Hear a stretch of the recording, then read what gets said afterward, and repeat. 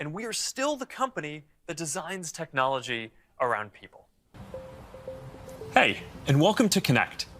Today, we're going to talk about the metaverse, starting with the most important experience of all, connecting with people.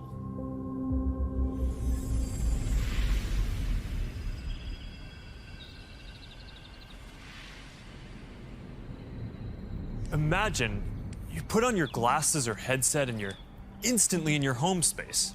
It has parts of your physical home recreated virtually, it has things that are only possible virtually, and it has an incredibly inspiring view of whatever you find most beautiful.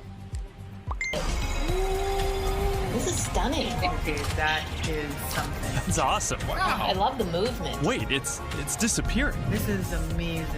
Hold on, I'll tip the artist and they'll extend it. Wow, brilliant. Privacy and safety need to be built into the metaverse from day one. You'll get to decide when you want to be with other people, when you want to block someone from appearing in your space, or when you want to take a break and teleport to a private bubble to be alone.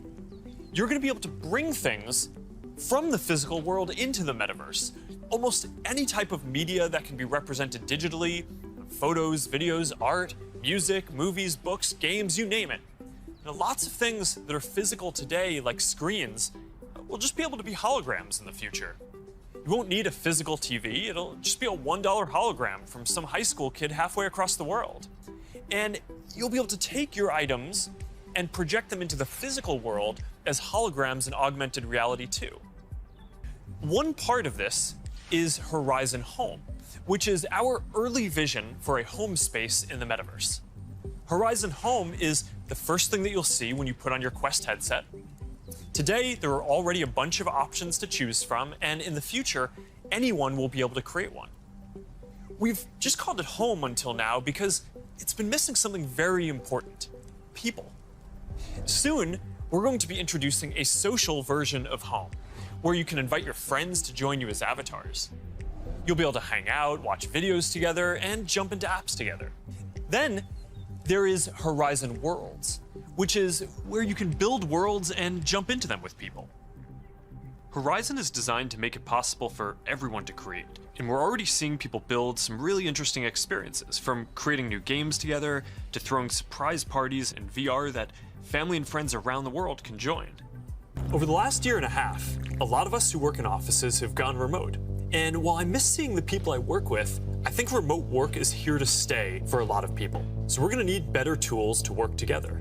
Let's take a look at what working in the metaverse will be like. Imagine if you could be at the office without the commute.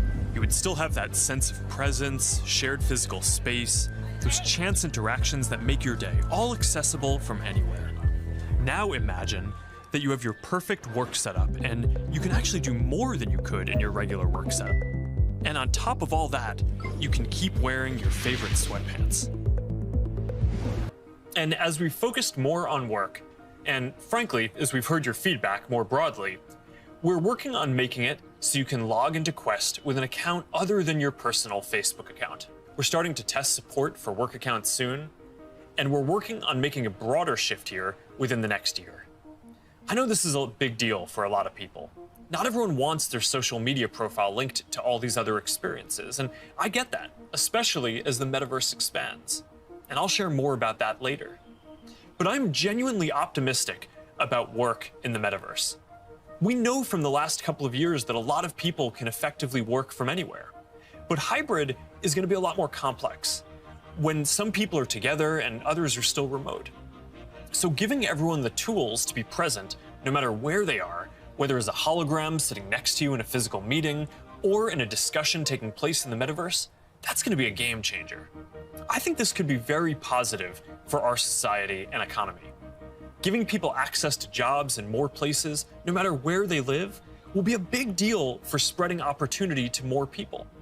Dropping our daily commutes will mean less time stuck in traffic and more time doing things that matter. And it'll be good for the environment. We plan to continue to either subsidize our devices or sell them at cost to make them available to more people. We'll continue supporting sideloading and linking to PCs so consumers and developers have choice, rather than forcing them to use the Quest store to find apps or reach customers. And we'll aim to offer developer and creator services with low fees in as many cases as possible so we can maximize the overall creator economy, while recognizing that to keep investing in this future, we'll need to keep some fees higher for some period to make sure that we don't lose too much money on this program overall. After all, while a growing number of developers are already profitable, we expect to invest many billions of dollars for years to come before the metaverse reaches scale. Today, we're introducing the Presence platform, which is a broad range of machine perception and AI capabilities that empower developers to build mixed reality experiences on Quest 2. You want to tell us more about the Presence platform? Yeah, we've said before that realistic presence is the key to feeling connected in the metaverse. And the Presence platform's capabilities are what's going to deliver on that promise. Things like environmental understanding, content placement and persistence, voice interaction, standardized hand interactions. In fact, let's start with hands. I mean, the human hand is an engineering marvel, and bringing hands into VR was no easy feat. It required a lot of collaboration against product, design, research, but we continue to improve that product, finding new ways to navigate with gestures and interact with VR.